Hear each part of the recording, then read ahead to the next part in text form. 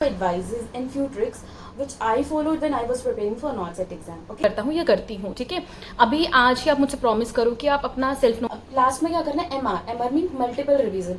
जो भी आपने बेस्ड मिस्टेक या conceptual is doing nothing, is not going, इन सबको करने के बाद आपको पीवाई देखो कि so hi everyone, so this is Nancy Arora working as a nursing officer in AIIMS New Delhi.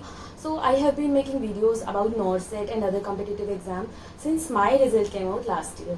So in this video I am going to share, and I wanted to share with you all few advices and few tricks which I followed when I was preparing for NORCET exam. Okay, and I'm not going to bore you with the long monotonous and monologues, and here I'm showing you few points, few crisp clear points which I followed when I was preparing for NORCET exam. So without any further delay, let's get start this video.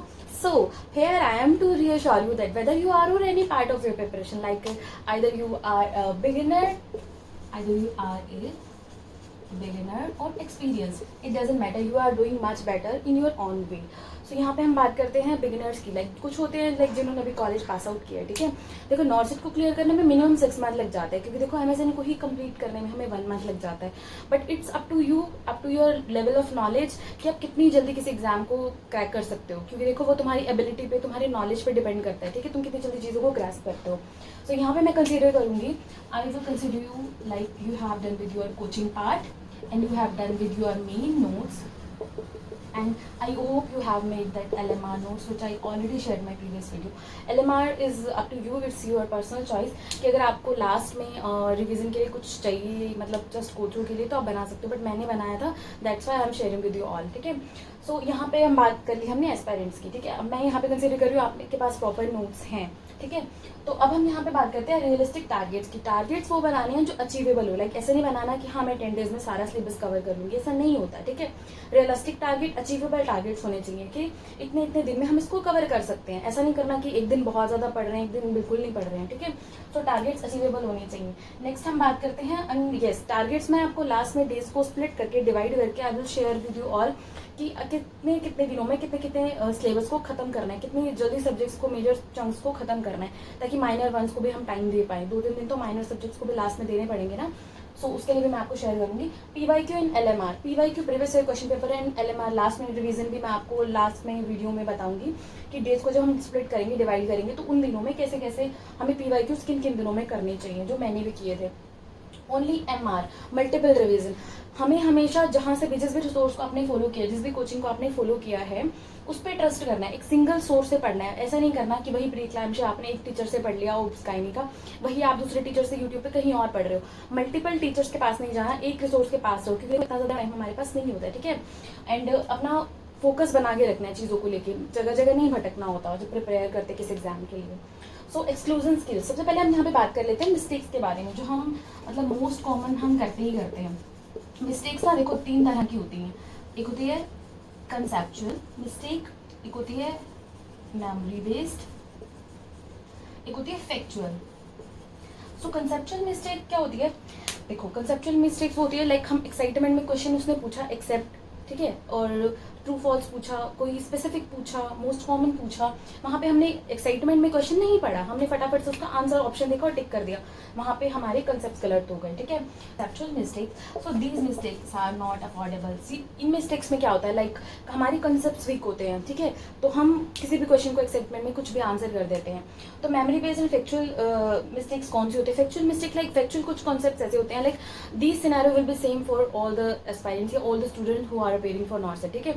जो भी उस exam के लिए जाएंगे वो factual mistake हर किसी से हो, क्योंकि देखो कुछ कॉन्सेप्ट, कुछ टॉपिक्स ऐसे होते हैं जो INI सेट या नीट PG या कुछ टॉपिक्स ऐसे होते हैं जो आउट ऑफ द थोड़ा बॉक्स होते हैं, जो हमने नहीं पढ़े होते हैं, हम उनको थोड़ा अंडररेटेड समझते हैं और हम नहीं पढ़ते हैं। तो उन फैक्चुअल मिस्टेक्स में वो सबके लिए कॉमन होती है, वो चलेगा।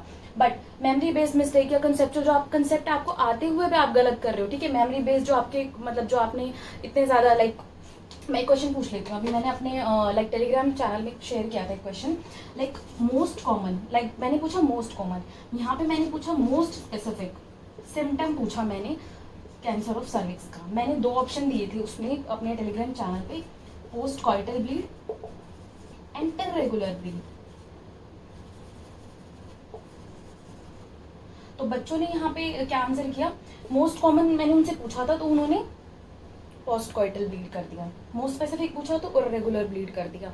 तो इन चीज़ों का ध्यान रखना है कि मोस्ट कॉमन पूछा या मोस्ट स्पेसिफिक पूछा, ठीक है। इन चीज़ों पे बहुत ज़्यादा फोकस करना है, मिस्टेक्स यहीं से होती हैं हमारी। तो डाउट नहीं करना खुद पे बिल्कुल भी, ठीक है। देखो, examiner is doing nothing, he is not going to test your knowledge, he is going to test your presence of mind, how you are acting at that particular time। मतलब उन 3 hours में आप किस तरह से खुद को रिप्रेजेंट करते हैं, आपका स्ट्रेस लेवल मैनेजमेंट कैसा है, कि आप किस तरह से अपने आप को मैनेज करते हो उस टाइम पे, वो चीज़ें वो they are going to test. उनका आपको नॉलेज ऐसे नहीं करना, नॉलेज सबको इक्वल होता है, ठीक है, पढ़ के सब इक्वल जाते हैं। वहाँ पे आप किस तरह से परफॉर्म करते हो, कितना कामली आप चीज़ों को देखते हो, यही चीज़ें मैंने अपने एग्जाम से सीखी हैं। That's why I am sharing with you all. I hope इस वीडियो से आपको बहुत हेल्प मिला होगा। एंड अब हम लास्ट में डेज को डिवाइड कर लेते हैं फटाफट से। एग्जाम में एक और चीज़ को फॉलो करना, एक्सक्लूजन स्किल्स। मतलब किसी भी क्वेश्चन को अगर आप देख रहे हो तो आपको उसके ऑप्शन को एक्सक्लूड करना है कि ये ऑप्शन क्यों नहीं हो सकता, डायरेक्ट क्वेश्चन को बिना देखे ऑप्शंस पे नहीं जाना है, ठीक है। सो ये सब बात रही हमारी स्ट्रैटेजी की। सो यहाँ पे मैं आपको डे स्प्लिट करके बता देती हूँ किन किन दिनों में आपको क्या करना है। लाइक एमएसएन आपको लाइक 21 जुलाई है आज, तो 21 जुलाई से आप 31 तक एमएसएन कर सकते हो, ठीक है। एमएसएन थोड़ा सा वास्ट सिलेबस है तो थोड़ा सा आपको टाइम भी लगेगा, ठीक है। एक एक दिन में मेजर लाइक कार्डियो है तो उसको 2 दिन दे दो, न्यूरो है उसको 2 दिन दे दो, बाकी जो माइनर से लाइक एंडोक्राइन को मुझे 1 दिन लगता है। तो ऐसे ऐसे आप डेज डिवाइड। आपको इनफ्लेक्स सॉन्डर्स ये भी कंप्लीट करनी है। अगर आपको मोस्बी के क्वेश्चन करना है तो वो भी आप कर सकते हो, it's up to you. So MSN को कंप्लीट करने के बाद अगस्त में 1 to 8 तक आपको ओप्स गाएंगे, इसके साथ में एमसीक्यू भी कवर करने हैं, ठीक है। रिवीजन भी करना है, एमसीक्यू भी कवर करने हैं। 9 to 10 को पीट्स करना है, पीट्स तो 2 दिन का ही है, ज़्यादा बड़ा नहीं होता। ओप्स के साथ पीट्स थोड़ा सा ईजी रहता है। एंड 10 to 11 मतलब 2 दिन आपको कम्युनिटी में लगी, कम्युनिटी ज़्यादा बड़ा नहीं होता है, ठीक है। उसमें प्रोग्राम्स वगैरह ज़्यादा टाइम नहीं लेंगे वो। सेक्रेटरी को थोड़ा सा ज़्यादा टाइम दे सकते हो क्योंकि उसमें डिफेंस मैकेनिज्म वो सब थोड़ा सा ट्रिकी होते हैं, उसके एमसीक्यूज भी निकालने हैं, तो 3 दिन आप आराम से कर लोगे। 70 to 22 का फंडा कर लेना, उसके प्रोसीजर वगैरह थोड़े ज़्यादा हैं तो इसे थोड़ा दिन ज़्यादा दे दिए इसमें। और 2 दिन आपको पीवाईक्यूज को एटलीस्ट देने पड़ेंगे। इन सबको करने के बाद आपको पीवाई, देखो कितना कम टाइम मिल रहा है, नॉर्मल को बहुत कम टाइम बचा है लिटरली। इसके बाद लास्ट रिवीजन हमें अगस्त से स्टार्ट कर देनी है। लास्ट ये फर्स्ट रिवीजन मतलब फर्स्ट तो आप कर चुके हो, सेकंड देन ये थर्ड वन, ठीक है। यहाँ पे 21 अगस्त से 7 सितंबर पे आपको एमपीओ एफएफजी मतलब एमएसएन, साइकेट्रिक और गाइनी, यहाँ पे फंडामेंटल, पीडियाट्रिक्स और कम्युनिटी, इन सबको कंप्लीट करना है इन्हीं दिनों में। मतलब फटाफट से फास्ट रिवीजन करना है, इतना टाइम नहीं है ना हमारे पास। और 8, 9 और 10 को माइनर सब्जेक्ट्स भी उठा लेना। देखो रिसर्च मैनेजमेंट इन सबसे क्वेश्चन जरूर आते हैं तो 3 दिन एटलीस्ट इनको देना, एमसीक्यूज भी करना। 10 क्योंकि मैंने भी ये लास्ट दिनों में यही फॉलो किया था, अपने बोर्ड पे लिख देती थी, व्हाइट बोर्ड पे, इससे छोटे वाला बोर्ड था तो फटाफट से कवर हो जाता था। तो टिक करते रहना साथ साथ में कि क्या कर रहे हो। 11-12 को करंट अफेयर्स जो जीके मैजिक 2-3 दिन में आप लास्ट में पढ़ लेना, वो भी मोर देन इनफ है, ठीक है। और 13-14 को आप लास्ट में इंपॉर्टेंट टॉपिक की लिस्ट बनाना, ठीक है, हर एक सिस्टम से कि क्या क्या आपको इंपॉर्टेंट लगे। पीवाईक्यू आपने पढ़ ली, उसमें से टॉपिक्स निकालना जो जो इंपॉर्टेंट लगे, लास्ट डे में वो रिवाइज करके जाना। लास्ट 2 डेज में पूरा सिलेबस मत पढ़ना, बिल्कुल भी मत पढ़ना, मैं अभी भी बोल रही हूँ। बुक्स वही फॉलो करनी है, एनफ्लेक्स, सॉन्डर्स, टारगेट, जो भी आपको मतलब प्रेफरेबल हो। मैं ऐसा नहीं बोलूँगी देखो कि ये बुक पढ़ लो, वो बुक सारी ही अच्छी होती है, ठीक है। और ना ही मैं यहाँ पे किसी की एडवर्टाइजमेंट करूँगी ये बुक ले लो, ये कर लो, कुछ नहीं करना। जो आपको अच्छा लगे, जो रिसोर्स आपको अच्छा लग रहा है करो। बट एक चीज़ हमेशा याद रखना जो मैंने भी फॉलो की है, मल्टीपल रिसोर्सेज कभी भी नहीं होनी चाहिए, कभी भी नहीं होनी चाहिए। मल्टीपल रिसोर्सेज नहीं होनी चाहिए, एक ही रिसोर्सेज, एक ही टॉपिक, एक ही बुक पकड़ लो, मल्टीपल टाइम रिवाइज करो, ठीक है। हर एक टॉपर तुम्हें यही बोलता होगा, ठीक है। तो ये सब फॉलो कर लेना। आई होप इस वीडियो से आपको बहुत ज़्यादा हेल्प मिलेगी। So yes, this is all for this video and see I tried my level best. मुझसे जितना हो पाया मैंने उतना कोशिश किया समझाने के लिए।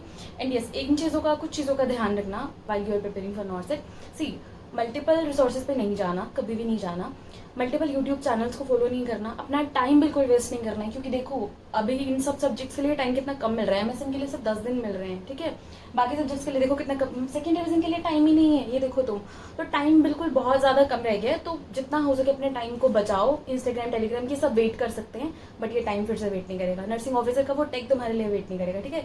तुम्हारे पेरेंट्स कब से तुम्हारे सक्सेस का वेट कर रहे हैं, ठीक है। तुम्हें ये सब चीज़ें फील नहीं होती। लोग बोलते हैं how to get motivate every time, मतलब कैसे हम खुद को मोटिवेट रखें, हमसे नहीं हो पा रहा है। अपने पेरेंट्स की तरफ देखो, ठीक है। जब तुम अपने पेरेंट्स की वो कंडीशन देखोगे तुम्हें मोटिवेशन की जरूरत नहीं पड़ेगी, आई थिंक सो। क्योंकि देखो हमें अपनी फैमिली की सिचुएशंस दिखती हैं। मैं क्यों पढ़ती थी? क्योंकि मुझे दिखता था मुझे मेरे फादर को प्राउड फील कराना है, ठीक है, अब मैं करा रही हूँ वो चीज़ें, तो उन चीज़ों का एक खुशी एक अलग होती है। मतलब मैं सब चीज़ें शेयर करती हूँ लाइफ तुम्हारे साथ, like first salary and all सब कुछ मैं बताती हूँ। Why I am sharing this all, क्योंकि मैं चाहती हूँ वो सब चीज़ें आप देख के मोटिवेट हो जाओ कि हाँ हमें भी वो लाइफ जीनी है, ठीक है। सो आई होप इस वीडियो से आपकी थोड़ी बहुत हेल्प हो जाएगी। सो कुछ बातें मुझे आपके साथ शेयर करनी है जिन चीज़ों का आपको ख्याल रखना है किसी भी कम्पिटिटिव एग्जाम की अगर आप प्रिपरेशन कर रहे हो तो, ठीक है। फर्स्ट थिंग, सबसे पहली चीज़ ये कि अगर आप कोई भी गोल कोई भी टारगेट बना रहे हो उसको सबसे पहले लिखना होता है, ठीक है। अफर्मेशन या मैनिफेस्टेशंस क्यों ज़रूरी होती हैं, क्योंकि जब तक हम खुद को इमेजिन नहीं करेंगे ना उस फेज़ में कि हाँ हम नर्सिंग ऑफिसर है या किसी भी पोस्ट के लिए जिसके लिए आप प्रिपेयर कर रहे हो, तब तक वो चीज़ें नहीं होती हैं फेवर में, ठीक है। मुझे ऐसा लगता है कि खुद को पहले उस जगह पे रख के देखो, खुद के बारे में पहले सोचो। आप मेरी डायरी देखोगे उसमें मैंने हर चीज़ को मैनिफेस्ट किया कि मुझे ये चीज़ चाहिए, मैं इतनी अच्छी हूँ, मैंने ये किया, मैंने ये अचीव किया, सारे अचीवमेंट्स मैंने उस डायरी में लिखे हैं एंड लिटरली वो सब चीज़ें मेरे साथ होती भी हैं। तो खुद को पहले एक्सेप्ट करो उस फेज़ में कि हाँ मैं उस चीज़ को डिजर्व करता हूँ या करती हूँ, ठीक है।